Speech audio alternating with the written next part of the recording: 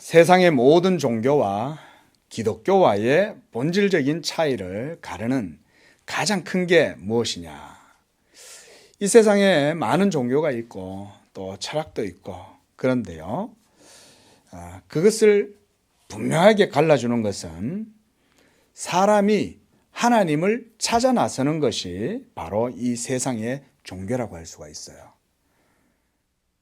그리고 기독교는 하나님이 사람을 찾아오시는 것으로 그렇게 말할 수가 있습니다. 사람이 하나님을 떠난 상태로 삶을 살아가다가 어느 날 큰 인생의 시련을 겪습니다. 고통을 당합니다. 괴로움을 당합니다. 고독합니다. 인생의 실존적인 이런 고통 속에 매여 있다 보면 어느덧 그 사람의 의식 속에 신에 대한 열망이 일어나게 되고, 그리고 이 세계에 대한 그런 신적인 의식이 그 사람을 자극하게 돼요. 우리가 이것을 그래서 종교의 실존적인 감정이다 이렇게 말합니다. 이렇게 신을 찾아서 나가는 과정을 사람들은 고통 속에서 갖게 돼요. 그 편안하고 잘 살고 잘 되고 잘 먹고 그리고 부귀영화를 누리면 어떤 사람도 한 사람도 하나님을 찾지 않아요. 그런데 그렇게 해서 신에 대한 실존의식을 갖고 종교적인 그런 감정 속에 들어가면 그때부터 뭘 하냐면 절에도 가고 또는 자기 나름대로 종교적인 의미를 찾아서 신에 대해서 명상을 하기도 합니다. 요즘은 그 광고가 잘 안 나오는데 예전에는 이렇게 그 템플 스테이 이러면서 되게 멋있게 이제 광고가 나오고 그랬어요. 그러면서 그거 뭐 하냐면 나를 찾아 나서는 길 뭐 이러면서 이제 이 광고가 나오고 그랬습니다. 이렇게 해서 참선을 하고 금욕과 또 수행을 하기도 하고 그리고 자기 절제와 선행을 통해서 도덕적이고 철학적인 삶을 살아가려고 노력을 하는 것입니다. 그래서 세상 사람들은 이 정도가 되면 어떤 사람이냐 그러냐면 이제 세상의 맛을 좀 보고 철이 들었네 뭐 이렇게 얘기를 하는 거예요. 그러나 우리 기독교는 하나님을 찾아가는 것이 아니라 하나님께서 여러분들에게 직접 찾아오시는 것입니다. 하나님이 죄인들인 여러분들을 찾아오실 때에 하나님은 어떻게 찾아오시냐면 하나님의 진리의 말씀으로 우리를 찾아오세요. 하나님께서 성경에 보면 아브라함을 만나러 오실 때에도 하나님이 먼저 메소포타미아에 있는 아브라함에게 찾아오십니다. 그리고 야곱이 그 형 에서에게 피해서 하란 땅으로 도망을 가고 있을 때에도 주님이 야곱을 직접 찾아오시는 거예요. 나는 너의 조부 아브라함의 하나님이고 너의 아버지 이삭의 하나님이다. 내가 너 누운 이곳에 내가 이곳을 거룩하게 하고 내가 너를 이 땅으로 다시금 돌아오게 할 것이다. 하나님이 찾아오셔요. 그러면서 하나님께서는 자기의 말씀으로 그들에게 드러내 보여주십니다. 우리가 이것을 계시다. 자, 한 번만 따라하겠습니다. 계시. 우리 신앙은 계시의 신앙이에요. 그래서 하나님께서 자기의 말씀을 자기의 택하신 사람들에게 계시로 나타내 보여주실 때에 이미 그들의 속에서 하나님의 말씀을 들을 수 있는 마음과 길을 갖게 하셔요. 믿으시기 바랍니다. 여러분, 우리가 하나님을 믿을 때도 여러분 속에서 여러분 동기가 발생해서 믿는 게 아니에요. 하나님이 찾아오셔서 그 택하신 사람 속에다가 하나님의 말씀을 들을 수 있는 귀와 눈을 열어주어서 하나님의 말씀을 들을 수 있는 믿음을 주세요. 여러분, 닭이 먼저입니까? 알이 먼저입니까? 알이 먼저라고 하는 사람은 이성을 주장하는 사람이에요. 자기의 이성과 자기의 의지에 그리고 자기의 자질을 주장하는 사람이 바로 알이 먼저라고 생각하는 사람이고 닭이 먼저라고 생각하는 사람은 하나님이 모든 판을 깔아주셨으니 그러니 내가 믿음의 시초부터 시작해서 또 믿는 과정도 하나님의 은혜 가운데 있는 거다. 이렇게 고백을 하는 거예요. 그래서 우리가 이것을 계시의 신앙이다 이렇게 말씀을 드리는 겁니다. 그러므로 이렇게 기독교에 있어서 하나님의 말씀은 절대적인 거예요. 그 말씀이 선포될 때 우리가 하나님의 말씀을 듣고 믿게 됨으로 구원을 얻게 되는 것입니다. 여기서 듣고 믿는 이 일, 이 사역 안에 하나님의 진리의 역사로 이 모든 일들이 이루어지는 것입니다. 듣고 믿는 것. 오늘 본문 말씀에 보면 24절에 예수님은 듣는 것과 믿는 것에 대해서 말씀을 해요. 그런데 그냥 듣고 믿는다 말하지 않고 내 말을 듣고 그리고 나를 보내신 이를 믿는 자라고 말해요. 이 말은 보세요. 무슨 얘기냐면 예수님의 말씀을 들으면 뭘 믿게 되냐면 예수님을 보내신 그 하나님을 믿게 된다는 거예요. 여기서 또한 내 말이라 그랬잖아요. 이 말은 바로 하나님의 말씀입니다. 그러므로 우리에게 주신 최종적인 계시의 말씀이 예수 그리스도시기 때문에 이 예수 그리스도를 우리가 복음을 들으면 여러분들이 그 복음을 듣고 믿게 될 때 바로 이 예수를 보내신 하나님 아버지도 여러분들이 믿게 된다는 것입니다. 그래서 저희가 누누이 말씀드리죠. 예수님을 믿는 것은 벌써 성삼위일체를 믿는 거예요.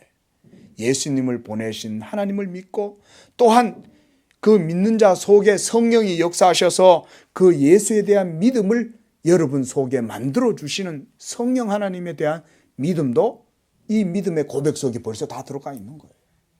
믿으시기 바랍니다. 이게 우리 기독교의 신앙이에요. 오늘 세례를 받으실 때 여러분들이 믿음을 고백했습니다. 그러면 그 믿음의 고백 속에 벌써 성부와 성자와 성령이 진리로 역사하시는 거예요. 그러므로 세례를 줄 때도 성부와 성자와 성령의 이름으로 세례를 주는 거예요. 오늘 우리가 읽은 이 말씀 속에 벌써 그와 같은 성부, 성자, 성령이 다 들어가 있어요. 우리가 예수를 믿고 구원을 얻을 때는 거기에는 벌써 이와 같은 삼위일체 하나님의 진리가 역사하시는 겁니다. 이것이 여러분 우리의 기독교 신앙입니다. 우리를 찾아오신 하나님은 이와 같이 삼위일체를 통해서 우리를 구원하세요. 그래서 누구든지 예수를 믿는다고 하면서 삼위일체 하나님을 고백하지 않을 수가 없어요. 예수를 믿는다고 하면서 성부 하나님을 부정할 수 없고 성령 하나님을 부정할 수 없는 것은 이 믿음이 진리 때문에 생겨나는 것이기 때문에 그런 거예요. 그래서 24절에 내 말을 듣고 이렇게 예수님이 말씀해요. 여러분, 이 듣는다는 것은 우리 신앙에 굉장히 중요합니다. 들으라고 말씀하실 때는 이미 하나님의 부르심이 여러분들에게 있는 거예요. 벌써 하나님이 찾아오신 거예요. 찾아오시면 벌써 여러분들을 하나님이 부르시는 겁니다.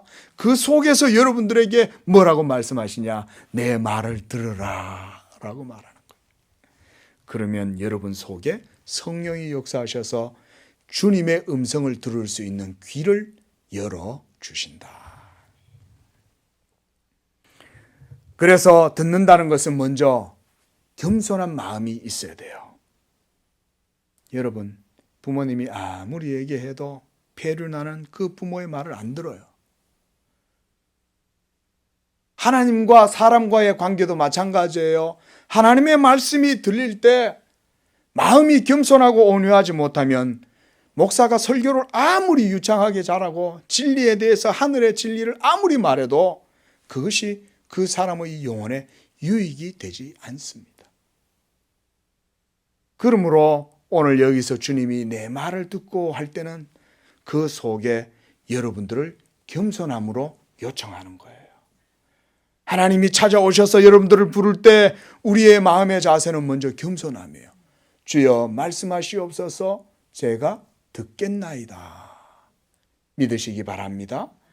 이런 마음으로 주님을 섬길 때 복을 받는 거예요. 여러분 부모 말 잘 안 듣는 자녀가 복을 받습니까? 복을 못 받는 거예요. 마찬가지로 전능하신 하나님 천지 만물의 창조주이신 그분의 음성을 듣기를 싫어하면서 복을 받겠다는 것은 있을 수가 없는 일인 것입니다. 그러므로 말씀을 듣는 들음, hearing, 이것은 하나님에 대한 공경과 경외의 표현이에요. 그래서 우리가 들으라고 하는 말은 듣고 행하고 순종한다는 뜻이 그 속에 이미 있는 겁니다. 겸손한 마음으로 들으면 그 다음에 행동하는 것은 쉽습니다. 간단합니다. 근데 듣고도 행치 않으면 벌써 들을 때 그 마음이 완고해서 안 듣기 때문에 듣고도 그것이 그에게 아무런 유익을 주지 못하는 것이죠. 그러나 하나님의 말씀을 듣고 믿고 행하면 하나님께서 여러분들의 그 모든 순종의 행위 위에 복을 주시는 줄로 믿습니다. 이게 우리 기독교 신앙이에요. 그러므로 말씀드렸듯이 여러분, 듣는다는 것은 믿는 것과 같은 말이에요. 들음은 믿음이에요. 또한 하나님께로서 난 사람들은 누구나 하나님의 말씀을 듣는다고 말씀합니다. 여러분, 왜 하나님의 사람들이 하나님의 말씀을 듣게 되냐? 그것은 그들이 하나님의 택함을 받았기 때문에 그런 거예요. 그리고 택함이 있기 때문에 그들 속에 성령이 역사하시고, 택함이 있기 때문에 성령의 은혜가 그 속에서 역사하는 겁니다. 그러므로 누구든지 성령으로 말미암지 않고는 예수를 주라고 고백할 수 없다는 얘기가 바로 그 말이에요. 또한 믿음은 들음에서 나는 것입니다. 로마서 10장 17절에 믿음은 들음에서 나며 들음은 그리스도의 말씀으로 말미암는다. 그러므로 예수의 말씀을 듣고 보내신 이를 믿는 것은 두 가지 종류의 마음이 아니라 하나님께 대한 유일한 믿음이 되는 것입니다. 그래서 우리 기독교는요, 이렇게 하나님 말씀 듣는 것을, 이 들음을 신앙의 절대적 요소라고 말해요. 따라합니다. 들음은 신앙의 절대적 요소. 신앙에 있어서 듣는다는 것은 굉장히 중요한 거예요. 그래서 기독교의 예배는 그래서 하나님의 말씀 선포가 가장 주된 겁니다. 개신교가, 우리가 로마 구교, 캐톨릭 그 미사에 가보면 온갖 의식들이 많아요. 앉았다 일어났다가 별의별 의식들이, 예식들이 많은데 우리 개신교는 그렇게 하지 않습니다. 그런 예식들이 오직 오늘 우리가 행한 이 세례와 성찬, 이 성례는 두 가지밖에 안 해요. 그것도 행할 때 하나님의 말씀을 따라서만 행해요. 의식 자체가 중요한 게 아니라, 그 상징 자체가 중요한 게 아니라 하나님의 말씀의 실체가 중요하기 때문에 복음을 전하고 예식을 행하는 겁니다. 그리고 또 하나가 이와 같이 설교를 통해서 하나님의 말씀을 전할 때 여러분들이 그것을 들음으로 하나님께 영광을 돌리는 거예요.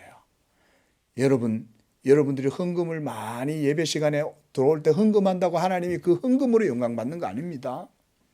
한 주일 동안 여러분들이 선행을 많이 했다고 해서 그 선행으로 하나님이 여러분들의 예배를 받는 것이 아닙니다. 이 예배 시간에 예수 그리스도의 복음이 선포되어질 때 그 복음의 말씀을 여러분들이 사모하고 들으면 거기에서 하나님이 영광을 받으시고, 또 영광을 받으실 뿐만 아니라 복음이 선포될 때 듣는 여러분들의 심령에 하늘의 복이 동시에 또한 이루어지는 거예요. 그래서 이 예배 시간이 가장 복된 시간인 거예요. 여러분, 이 예배 가운데 그래서 영원한 사건이 이루어지는 거예요. 이게 예배의 실체예요. 믿으시기 바랍니다. 이게 예배의 실체입니다. 그러므로 여러분들이 주일을 거룩하게 삶아서 가장 하나님이 복되게 하셨기 때문에 이 복음을 듣는 이 예배, 그리고 여러분들이 그 복음을 들음으로 하나님께 영광을 돌려드리는 이 예배를 여러분들이 가장 귀하게 여기고 사모하시라는 것입니다. 우리 젊은 분들도 이렇게 이 예배의 실체를, 본질을 이해하고 여러분들의 남은 모든 삶 속에서 예배를 통해서 말씀 들음으로 하나님께 영광을 돌리는 믿음 되시기를 축원을 드립니다. 또한 여기서 주님은요, 영생을 얻었고 이렇게 말씀합니다. 이 얻었다라고 하는 말의 의미는 이 헬라어의 동사 이 에코라고 하는 말입니다. 이 have 동사입니다. have. 이건 현재형으로 사용되어서 믿는 자는 이미 영생한 생명을 가지고 있음을 드러내 보여주는 거예요. 여러분, 예수님의 교리가 여기에서 드러나오는 겁니다.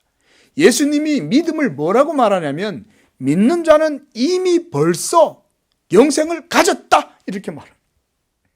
믿어서 영생을 가질 줄 알았는데 그게 아니라 믿을 때 벌써 영생을 가지고 믿는 거예요. 그래서 예수를 믿는다고 고백하는 여러분들은 이미 구원을 받은 거예요. 그리고 마지막 부활 때에 영생과 구원이 완전한 상태로 여러분들에게 확정되는 겁니다. 그리고 또한 영생을 얻었고 심판에 이르지 아니한다고 말합니다. 심판에 이르지 않는다는 말씀은 먼저 하나님의 심판이 있음을 알려주는 것이고 그 다음에는 믿는 자가 그 심판에 대해서는 이미 믿음 가운데 준비가 되어 있다 이 말이에요. 예수 믿는 우리 모두는 마지막 날 하나님의 심판대 앞에 서게 될 그때 그것으로 인하여 두려움이 없는 줄로 믿습니다. 이것을 믿어야 되는 거예요. 마지막 날 심판 여러분 어떨 건지 한번 상상이 되세요? 여러분들은 지금 상상도 못할 거예요. 그러나 마지막 날이 이르면 여러분 이 아담으로부터 지금까지 모든 인류가 부활합니다. 그리고 심판대 앞에 서게 됩니다. 그리고 예수 그리스도를 믿는 사람들은 의의 부활로, 의의 생명으로 심판을 얻고 믿지 않는 자들은 불의의 심판을 당하여 둘째 사망에 이르게 된다라고 말씀해요. 그래서 예수님께서 이 세상에 오신 이유는 그를 믿는 자들로 하여금 정죄와 심판을 당하지 않게 하려고 이 세상에 오셨다고 말씀하셨어요. 그래서 요한복음 3장 18절 말씀을 여러분 성경을 한번 찾아보시기 바랍니다. 요한복음 3장 18절 그를 믿는 자는 심판을 받지 아니하는 것이요 믿지 아니하는 자는 하나님의 독생자의 이름을 믿지 아니하므로 벌써 심판을 받은 것이니라. 보세요. 독생자의 이름을 믿지 않는 것은 벌써 심판을 받은 거라는 거예요. 여러분, 이것이 우리에게 시사하는 바가 매우 큰 겁니다. 벌써 구원이라고 하는 것은 여러분들의 결단과 선택에 의해서 이루어지는 게 아니라 하나님께서 벌써 아담 안에서 모두 사망에 처한 이 인류 가운데에 영원전에 택하신 백성들이 있다는 거예요. 그리고 하나님의 영광을 위하여 만세전에 예정하신 자, 택정하신 자들이 예수 그리스도를 믿게 되고 그들이 예수 그리스도를 믿을 때에 벌써 이미 그들은 영생을 가졌다는 거예요. 또한 예수의 이름을 듣고도 믿지 아니하는 자들은 왜 그들이 믿지 않았냐? 하나님께서 그들에 대한 선택을 베풀지 않았기 때문에 믿지 않았다 이 말인 거예요. 그러므로 벌써 심판을 받은 것이다 이렇게 말하는 거예요. 여러분, 우리가 여기서 뭘 볼 수가 있습니까? 하나님의 살아계신 주권과 위엄과 영광을 보는 거예요. 여러분, 이런 분이 하나님이에요. 여러분들의 의지와 여러분들의 선택과 여러분들의 노력과 여러분들의 결단이 하나님의 뜻과 하나님의 주권에 조금도 행사를 할 수 없다는 거예요. 하나님의 뜻에 의해서 모든 죄인들에 대한 구원과 심판이 다 이루어진다. 이것을 지금 주님이 말씀하고 있는 거예요. 그러나 여러분 안심하십시오. 예수 그리스도를 여러분들이 믿고 고백한다면 그리스도 예수 안에 있는 자는 결코 정죄함이 없다고 말씀하는 겁니다. 바로 이것이 오늘 본문의 말씀이에요.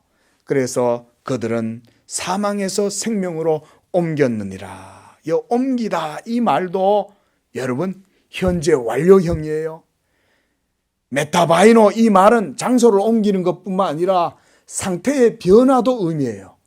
그러니까 이전에는, 예수 믿기 이전에는 죄인이요, 저주받은 자요, 사망에 있었던 자들이었지만 예수를 믿음으로 이제는 죄에서 의에 이르고 어두움에서 빛에 이르고 저주받은 자에서 하나님의 자녀로서 신분이 변화되었다는 것을 의미하는 겁니다. 사망에서 생명으로 옮겼다. 우리 모두는 하나님과 원수된 관계였다가 이제는 하나님의 자녀로서 상태가 변한 줄로 믿습니다. 이것이 바로 성도의 실존이에요. 우리가 이 땅에서 지금 살아가지만 더 이상 육에 속하지 않고 죄 아래 있지 않으며 마귀의 권세에서 해방을 받았고 천국 백성의 신분으로 살아가는 것입니다. 이렇게 요한복음에서는 예수 믿는 믿음을 현재 완료형으로 표현하는 것이 요한복음에는 많이 있어요. 그래서 우리가 이 요한복음을요, 신학적으로 훨씬 더 깊다고 말하는 거예요. 여러분, 우리는 모든 일들을 시간적 순서와 논리적 순서대로 이해를 하잖아요. 그렇죠? 우리가 논리를 써도 시간을 벗어나지 않습니다. 인과율에 의해서 모든 연쇄 반응은 시간적 순서에서 이루어진다고 우리는 생각해요. 그러나 여러분, 하나님의 전능하신 능력은 시간적 순서를 뛰어넘어요. 인간의 시간적 논리도 뛰어넘어요. 하나님은 이미 모든 것의 원인이 되시기 때문에 하나님의 주권적인 섭리 속에 구원을 이루시는 것입니다. 그러므로 성경은 뭐라고 말하냐? 구원이 영원전에 이미 확정되었다, 이렇게 말해요. 성령으로 거듭나지 않으면 이 구원의 비밀은 못 봅니다. 예수의 복음을 듣지 않으면 이 구원의 복음을 여러분들이 소유할 수 없습니다. 그래서 하나님 앞에 겸손해야 된다는 거예요. 하나님 앞에 마음을 낮추지 않으면 영원하신 하나님의 이 여러분, 하나님이 얼마나 그 영광으로 행하세요. 한 사람도 거기에서 예외가 없어요. 하나님의 구원은 이미 만세전에 확정되었다라고 할 때 여러분, 이 사실을 여러분들이 받아들인다면 여러분들은 어떻게 하시겠어요? 놀라야죠. 하나님이 영원전에 벌써 누군가를 택하시고 누군가는 버리셨다라고 말하면 여러분들은 하나님께 불평을 해야 될 게 아니라 그 하나님께 대하여 놀랍고 두려워하고 영광을 돌려야 되는 거예요. 아니, 하나님이 뭔데 나를 택해? 하나님이 뭔데 내가 믿기도 전에 나를 택하는 거야? 나는 내 의지와 내 능력과 내 힘으로 신을 찾아가고 그리고 나를 알아가는 그 참선을 통해서 내가 구원에 이룰 수 있는데 뭔데 하나님이 나를 선택한다는 거야? 여러분, 하나님은 그런 인간의 모든 우매하고 악한 질문에 대해서 영원부터 답변을 다 준비하고 계세요. 그분이 하나님이에요. 하나님은 인간의 믿지 아니함에 대해서 조금도 눈도 깜빡 안 해요. 모든 세계는 하나님의 진리대로 이루어지는 거예요. 믿으시기 바랍니다. 여러분들이 오늘 예수님을 믿고 세례를 받은 것도 이와 같은 하나님의 큰 구속의 은혜가 여러분 가운데 역사하는 것입니다. 25절 말씀에 예수님은 또한 이렇게 말해요. 죽은 자들이 하나님의 아들의 음성을 들을 때가 온다는 겁니다. 그때가 바로 예수님이 오셔서 사역하셨던 바로 그때요. 지금도 바로 그때예요. 놀랍죠? 여러분, 성경의 시간관, 그래서 많은 신학자들이 그리스도와 시간에 대해서 연구하고 논문을 씁니다. 그리스도의 시간은 놀랍게도 영원한 시간이에요. 크로노스가 아니라 카이로스의 시간이에요. 그리스도의 시간은 2000년 전에 성육신하시고 영원한 말씀이 이 세상의 역사 속에 들어오셨지만 그때만 현재 완료형이 아니라 예수 그리스도의 이 구속의 시간은 오늘 이 시간 예수를 믿는다고 고백하고 예배드리는 우리에게도 현재 완료형으로 지금 현재 적용되는 거예요. 그래서 주님은 그 때가 바로 이때다. 오늘 목사가 복음을 전할 때 이 복음을 듣는 이때가 여러분들의 구원의 때인 줄로 믿으시기 바랍니다. 그래서 이 복음을 듣는 자는 살아나리라는 거예요. 마치 에스겔의 환상에서 해골 골짜기에 있었던 수많은 백골들이 하나님의 말씀이 대언될 때 하나님의 성령이 그 백골들 속에 들어가니까 그 해골들이 힘줄이 생기고 가죽이 생기고 막 살이 붙어가지고는 살아있는 군대가 된 것 같이 예수님의 말씀이 선포되는 것을 들으면 거기에 성령의 역사가 나타난다. 우리 양재교회 성도들 이걸 위해서 기도해 주시기 바랍니다. 기도를 이렇게 하셔야 돼요. 하나님의 말씀이 선포될 때에 그것을 듣는 성도들의 영혼 속에 하나님의 성령의 생명의 능력이 들어가게 해 주시옵소서. 이게 기도 제목인 거예요. 26절에 그래서 예수님은요 또 한 번 이 삼위일체의 진리를 말씀해 주셔요. 아버지께서 아들에게 생명을 주셨다는 거예요. 그리고 그 생명의 말씀이 바로 언약의 실체이신 이 그리스도와 그 그리스도 안에서 예정된 택자들을 위해서 하나님 아버지께서 이 생명을 아들 안에 주셨다는 것입니다. 우리의 생명은 누구를 통해서 주어져요? 중보자 되시는 예수 그리스도를 통해서 주어지는 거예요.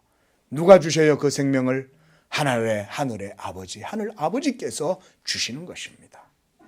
예수 그리스도의 복음을 통해서 이 성육신하신 예수 그리스도에게 하나님 아버지의 생명을 주셨다는 거예요. 오늘 그런데 이 26절의 말씀을 보면 아버지께서 아들 안에 생명이 자기 안에 생명이 있음과 같이 아들에게도 이 생명을 주셨다고 할 때 이때 아들은 누구를 의미하냐면요, 영원전에 성육신 하기 전에 로고스 하나님이신 그 예수님을 말하는 게 아니에요. 이때의 아들은 성육신 하셔서 말씀이 성육신 하신 그 그리스도, 우리를 위하여 몸을 입으신 그 예수 안에 생명을 주셨다 이 말입니다, 여러분. 그래서 여러분 우리 성도들이 구원의 생명을 누릴 때는 어떤 생명을 얻냐면 성육신 하신 그리스도의 이 복음의 생명을 누리는 거예요. 예수님이 오늘 26절에서 말하는 생명은 그 생명이에요. 그러므로 여러분 이 구원의 방식 가운데 바로 26절에서 그와 같이 진리를 우리에게 보여주는 것입니다. 그래서 인자됨을 인하여 이렇게 말씀하실 때 여기에서 인자란 누구겠어요? Son of Man 누구겠습니까, 여러분? 바로 하나님의 아들 예수를 말해요, 여러분. 이 인자됨을 인하여 하나님께서 이 기름 부음 받은 왕 예수 그리스도 이 메시아로 인하여 그에게 택한 백성들에게 하나님께서 생명을 주신다. 우리가 지난주 22절에 보면 만민을 다스리는 권세를 주셨다 이 말씀이 있습니다. 그렇죠? 그때 만민을 다스리는 권세를 준다. 오늘 우리 건우도 성구에 암송했죠, 그렇죠? 2절에서 아버지께서 아들에게 주신 모든 자들에게 영생을 주게 하시려고 만민을 다스리는 권세를 아들에게 주셨다 그랬습니다. 그래서 이 권세가 뭐냐면 마지막 날 온 세상의 모든 사람들을 심판할 수 있는 권세인 거예요. 예수님의 권세. 말씀을 맺겠습니다, 여러분. 이 마지막 날에 27절에 무덤 속에 있는 자들이 다 그 예수의 음성을 들을 때가 온다 그랬습니다. 천하를 울리는 천둥번개, 이 굉음보다 더 큰 소리가 온 우주를 진동해서 흔들릴 것이라고 말해요. 그래서 이 천하를 울리는 예수의 음성에 대해서 히브리서 12장 26절에서 27절에 이렇게 말씀하고 있어요. 제가 읽어드리겠습니다.